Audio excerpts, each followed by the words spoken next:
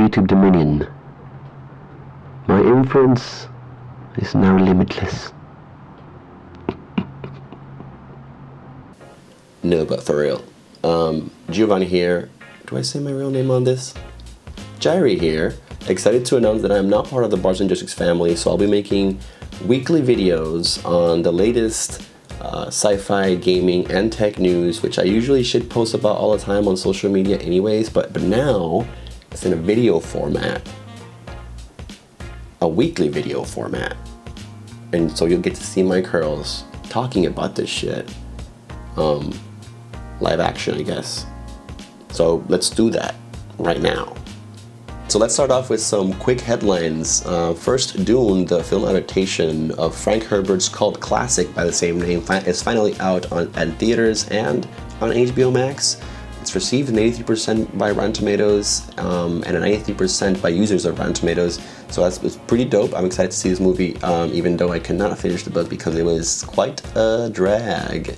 And in some similar news, Cowboy Bebop, the anime, is out on Netflix. So if you're excited to watch Cowboy Bebop's live action adaptation that's coming out November 19th, now you have some time to rewatch or watch for the first time the Cowboy Bebop anime that I definitely watched like 15 years ago, and I definitely remember. I'm gonna rewatch it. In some tech news, Apple just unveiled their M1 Max and M1 Pro proprietary chips for their 14-inch and 16-inch MacBook Pros, and by doing so, again setting the bar way too high for Intel and AMD mobile devices to follow. That's not just an Apple sim talk. It's a fact. It's a really powerful chip. Yeah. Now, quick content warning before we continue. We're going to be talking about workplace harassment and sexual assault topics. So if you don't feel comfortable, skip ahead to the next section of the video. You can go ahead and skip down below. As part of a sweep of changes at Blizzard that started with the rampant sexual assault allegations, Overwatch character Jessie McGree has been renamed to Cole Cassidy. The Verge writes that the name change is part of a number of updates Blizzard is making to its games to remove references to problematic people or themes that have come to light in the wake of several discrimination and harassment suits filed against the company. Last month, World of Warcraft removed NPCs that reference former senior creative director Alex Afrasiabi, who was named in the harassment suit as participating in the infamous Cosby Suite incident. Jessie McGree, a former lead designer, was also part of the incident and for whom Overwatch's cowboy character was actually named. On the same vein, Ubisoft is also in a raw spot because of the exact same misconduct. The French Workers' Union Solidaire Informatique and two former Ubisoft employees just filed a lawsuit against the company for their inaction around sexual assault allegations. Arriving over here to Kotaku, they write, the complaint targets Ubisoft as a legal entity for institutional sexual harassment for setting up, maintaining, and reinforcing a system where sexual harassment is tolerated because it is more profitable for the company to keep harassers in place than to protect its employees. As two huge video game companies, this type of conduct is not surprising since we know that, as a fact, this type of behavior happens in any and every workplace where men are present. And we honestly hope that Blizzard and Ubisoft learned from these mistakes and that those who have hurt people are brought to justice.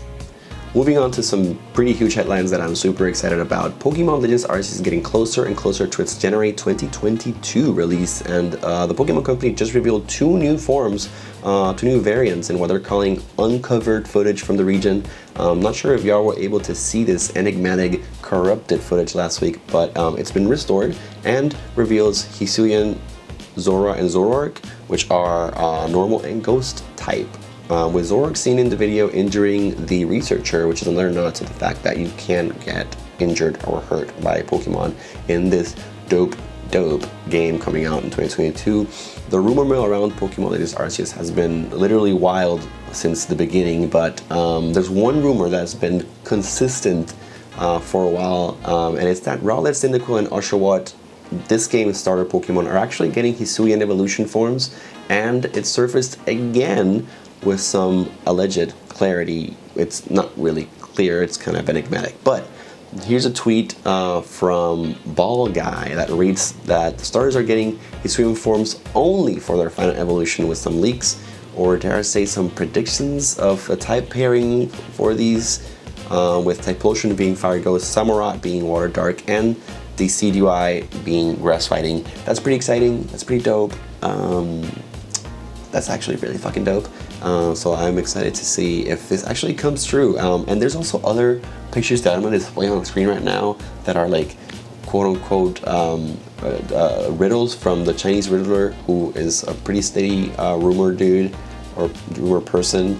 And they're really bizarre. I don't know, I'm going to ignore that. As we get closer and closer to the release date, expect more crazy leaks, more confirmations, and I'm just extremely excited for this game. I've been a fan of Pokemon since I was a kid, and Pokemon needs a rebrand and an evolution, because that old formula is pretty old already. But let us know in the comments down below what you think about these rumors, and if you heard anything cool about Pokemon Legends Arceus, post it in there too. Oh shit, here we go again. Now on to the next big piece here. Grand Theft Auto Trilogy Remaster is coming out in a few weeks, and we finally got a trailer for the trilogy, which includes Grand Theft Auto 3, Vice City, and San Andreas, with what looks to be not just a simple port, but a remaster with improved textures, lighting effects, and Grand Theft Auto 5 style controls and targeting, which opens up the possibility for younger Grand Theft Auto Online players and Grand Theft Auto 5 players to play the cult classics that revolutionized open world games and the GTA franchise back in the day. Now the biggest concern though is that it might not include some tracks that the original games included due to licensing issues, but we're still waiting on that. Not sure what's gonna happen with that. Cage Out West will not be Cage Out West without all the songs on Cage Out West, so let's see what happens. But while we're at it though, this is not a cloud version. It's coming for the Switch, coming for the PlayStation, it's coming for all the systems basically, but is it coming for all the systems? I don't fucking know. This game's gonna be on literally all systems, which is even on Switch, not cloud version, unlike Kingdom Hearts. I'm gonna take a moment right now to talk about that too really quick. Square Enix and Disney didn't have enough money to do actual ports of Kingdom Hearts 1 and 2 for the Switch. Like, I get it for Kingdom Hearts 3, you know, it's new graphically, the Switch won't handle it, but come on, like, yo. Anticipated sci-fi title Starfield is less than a year from launch, and they finally gave us a few more drips of information about the game. This last week, Bethesda posted a video in which their design director Emil Pagliuolo talks about some of the backstory around the game's universe, and with it being a Bethesda game, of course, we for sure have finally factions to support or antagonize. The game is set in what they call the settled colonies, which are 50 light years away from Earth in the year 2330. The brief trailer shows the three main factions, the Ecliptic Mercenaries, the Pirates of the Crimson Fleet, and a religious cult known as the House of Varun. Super psyched for this game. I really can't fucking wait. This is gonna be really hard on my life because it's gonna take a lot of my time. Also, you're part of a group called Constellation. But I'm just, yeah, send help, please. Now, for what's up this week, we have the State of Play, Sony's live stream event series where they reveal or update us on upcoming projects and titles. Is on Wednesday the 27th at 5 p.m. Eastern.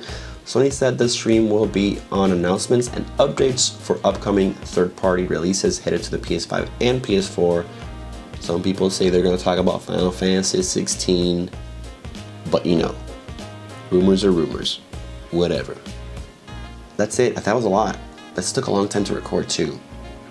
Make sure you slide by our YouTube to find more hip-hop and video game content. Subscribe, like, do all those things people do. And thanks for tuning into Bars and Joysticks. Peace. That fell. I didn't put anything on that.